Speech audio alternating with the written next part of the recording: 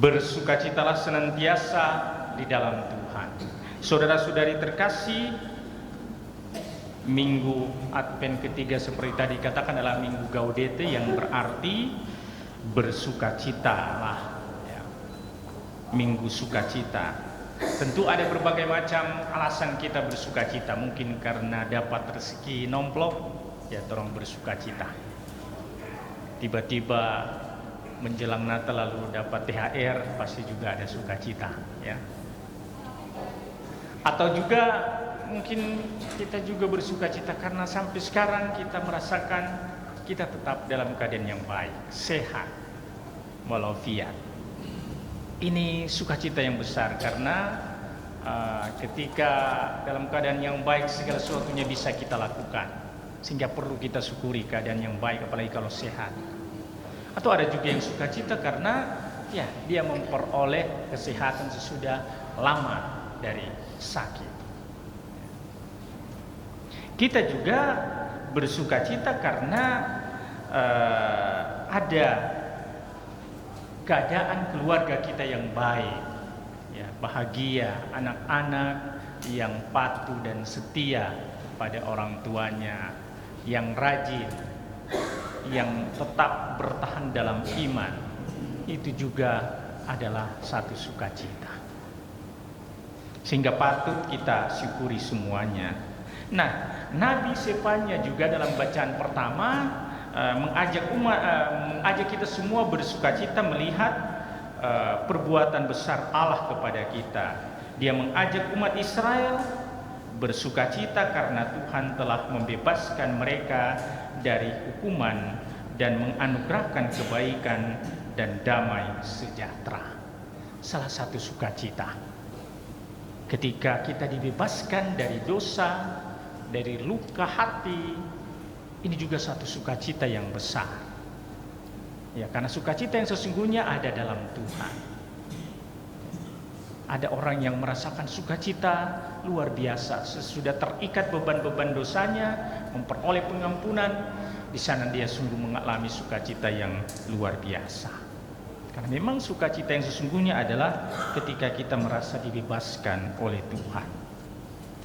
Nah, Rasul Paulus dalam bacaan kedua juga mengatakan suatu sukacita yang besar. Dikatakan kepada jemaat di Filipi, bersukacitalah senantiasa dalam Tuhan. Sekali lagi kukatakan, bersukacitalah sebab Tuhan sudah dekat.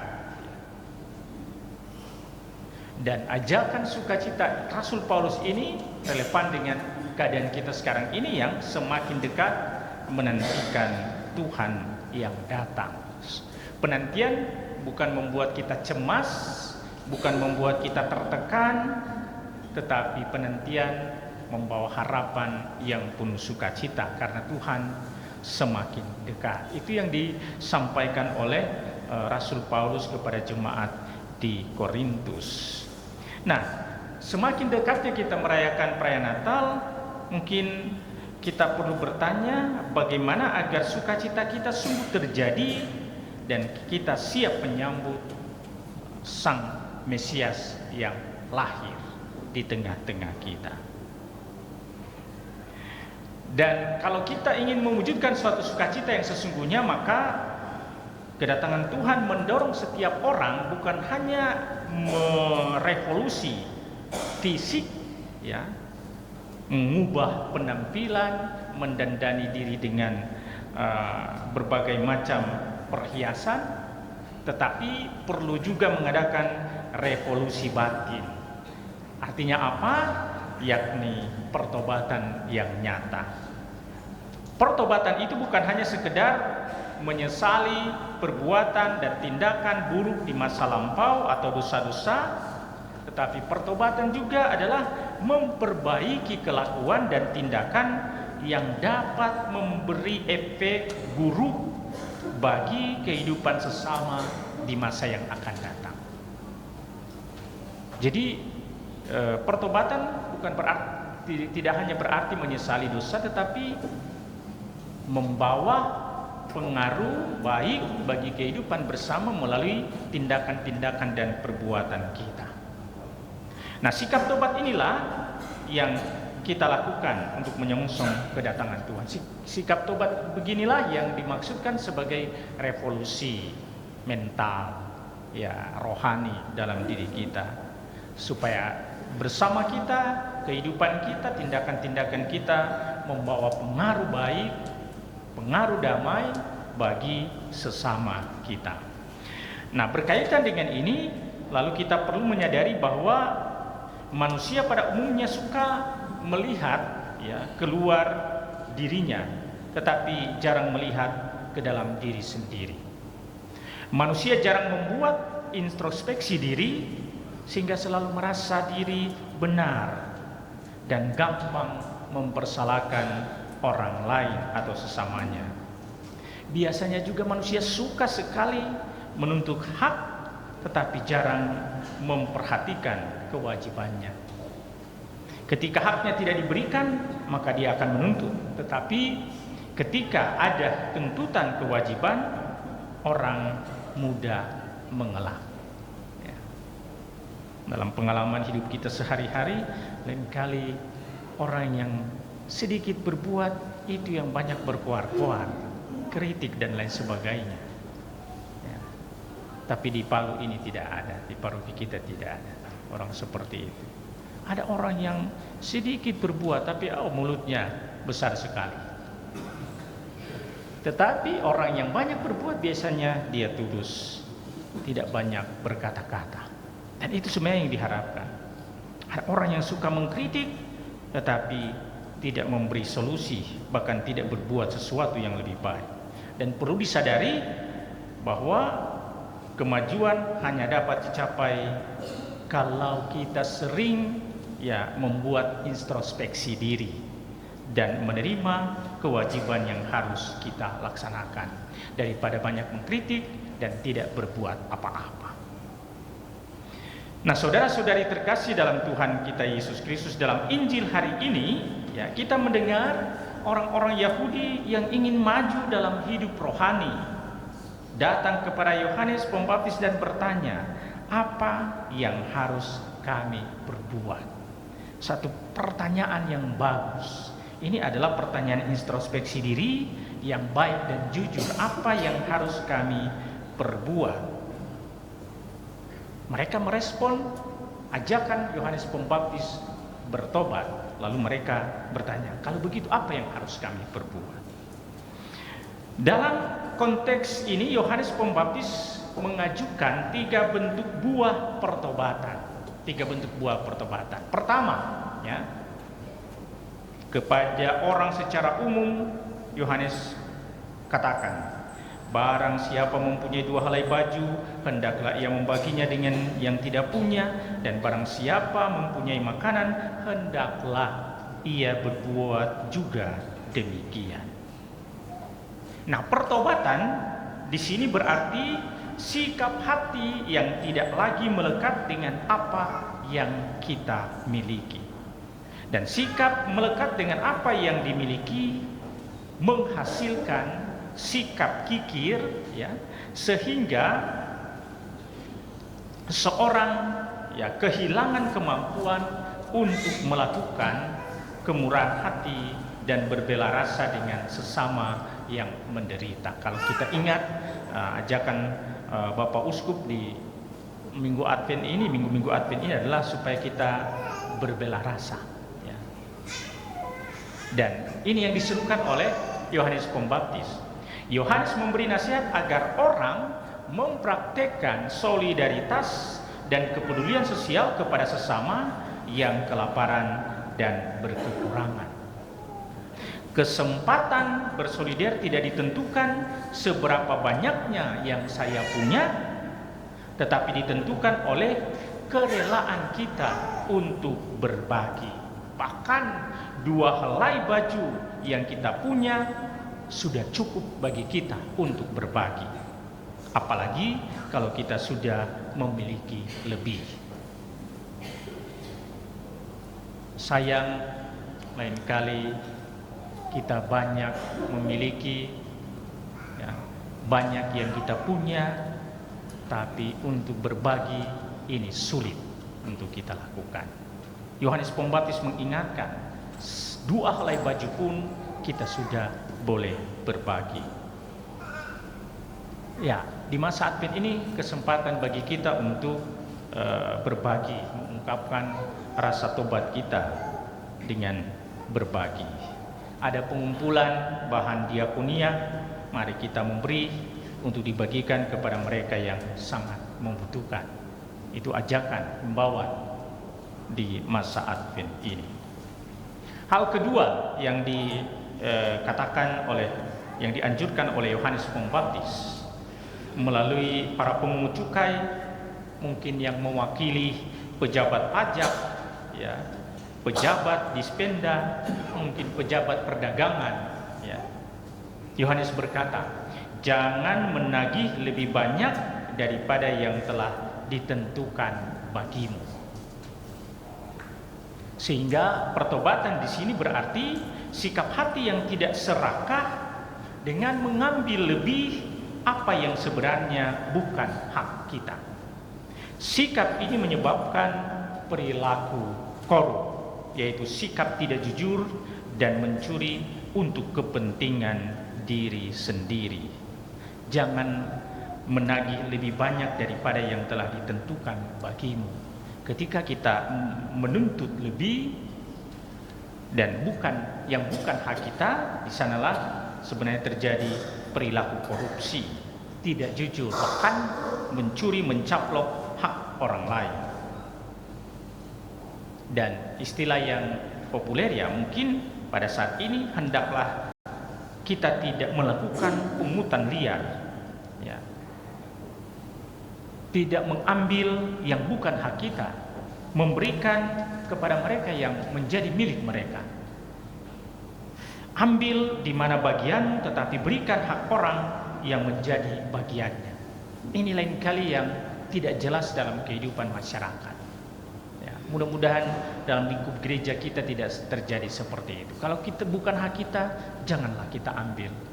Kalau hak orang lain, mari kita berikan. Di luar hal yang indah seperti itu, lalu kita kemudian korupsi, tidak jujur, bahkan menginjak-injak hak orang lain. Hal ketiga yang disampaikan oleh Yohanes Pembaptis mengungkapkannya melalui para prajurit yang mewakili tentara, polisi, mungkin petugas keamanan. Dia mengatakan, jangan merampas dan jangan memeras, dan cukupkanlah dirimu dengan gajimu. Nah, Yohanes memberi nasihat agar mereka tidak mengintimidasi rakyat kecil dan menyalahgunakan senjata dan pakaian seragam yang mereka pakai untuk kepentingan pribadi. Ya. Lain kali kita memperhatikan seragam, kedudukan, pangkat tidak digunakan untuk melayani masyarakat, tidak digunakan untuk mengabdi masyarakat, tetapi untuk menindas. Ya, saya kira ini salah satu bentuk pertobatan yang perlu kita baharui, teristimewa di masyarakat kita. Sehingga dengan kata lain, mari jangan kita menggunakan kekerasan untuk merampas dan memeras orang-orang. Tetapi mari kita syukuri apa yang ada dalam diri kita, ya. Dan itulah niat atau tindakan yang baik. Kita mensyukuri apa yang menjadi bagian kita, sehingga kita tidak mengambil atau menindas, merampas hak orang lain. Nah, Yohanes Pembaptis mengatakan ini salah satu bentuk pertobatan yang perlu kita lakukan. Nah, saudara-saudari terkasih dalam Tuhan kita Yesus Kristus, dari ketiga bentuk buah pertobatan yang diberitakan oleh Yohanes Pembaptis, makna pertobatan atau pembaharuan diri utamanya berkaitan dengan sejauh mana kita mampu memperlakukan sesama kita secara manusiawi dan bermartabat, sehingga mereka tidak dijadikan objek bagi pemuasan kepentingan diri sendiri. Selain itu, setiap tugas membawa serta godaan-godaan tersendiri, dan menyadari jerat-jerat jabatan dan menghindarinya adalah pula laku tobat paling konkret bagi orang beriman di tengah masyarakat. Kalau umumnya orang mungkin mempergunakan kekuasaan untuk menindas, kalau umumnya orang mengambil hak orang lain, bagi kita yang bertobat tidak melakukan hal seperti itu. Kita ambil bagian kita dan kemudian kita berikan orang lain yang menjadi bagiannya. Ini salah satu bentuk pertobatan yang konkret. Nah, saudara-saudari terkasih, Injil memang hanya menyebutkan pejabat pajak dan prajurit. Kita mungkin bukan kelompok orang yang dinasihati Yohanes karena profesi kita. Maka pertanyaan yang lebih tepat untuk kita adalah, apa yang sudah dan akan saya lakukan di masa Advent ini? Ini saya kira pertanyaan konkret bagi kita menjelang kedatangan Tuhan. Apa yang sudah dan akan saya lakukan di masa Advent ini? Dari hari Jumat, sebagian kecil umat kita mengikuti retret dengan tema Kasih Allah yang mengubah dan memulihkan oleh KTM, yang diadakan oleh KTM dari Manado. Dan saya kira ini salah satu bentuk mempersiapkan diri untuk menyongsong kedatangan Tuhan. Ada umat melalui PSE paroki mengumpulkan sembako untuk membantu saudara-saudari kita yang sangat membutuhkan. Pantas kita mengucapkan terima kasih kepada keluarga-keluarga, pribadi-pribadi dengan kerelaan untuk berbagi. Juga salah satu wujud pertobatan. Melalui wilayah-wilayah rohani, umat berkumpul untuk mengadakan ibadah dan sakramen tobat juga merupakan salah satu bentuk persiapan kita menyongsong Tuhan yang datang. Ya. Wilayah-wilayah rohani dan kelompok kategorial mengadakan latihan kor untuk mempersiapkan liturgi Natal dan Tahun Baru. Terima kasih juga. Ini adalah juga bentuk pengorbanan, ya, mengorbankan tenaga dan waktu untuk hal mempersiapkan diri menyongsong Tuhan yang datang adalah juga salah satu bentuk pertobatan. Besok kita mulaikan kegiatan novena Natal. Karena semakin dekat kedatangan Tuhan, maka kita mempersiapkannya dengan novena. Juga kesempatan bagi kita untuk membaharui diri melalui pertobatan, ya, dengan mengikuti novena ini. Yang punya kesempatan, yang punya waktu adalah salah satu bentuk persiapan kedatangan Tuhan. Nah, kegiatan-kegiatan ini tentu ada kegiatan-kegiatan lain secara pribadi yang kita lakukan, adalah salah satu jawaban atas pertanyaan apa yang ditanyakan atau dimintakan oleh Yohanes Pembaptis. Dan kita bertanya juga kepada Yohanes, apa yang harus saya lakukan di masa Advent ini? Ya. Kalaupun belum ada aksi yang dibuat, kita bertanya beberapa hari ke depan, tindakan tobat apa atau perbuatan baik apa yang bisa saya lakukan untuk menyongsong Kristus yang datang. Nah, kegembiraan perayaan Natal, sukacita Natal, damai Natal akan semakin bermakna kalau ada kalau kemudian didahului oleh suasana pertobatan, pembaharuan diri melalui tindakan-tindakan atau aksi-aksi yang nyata.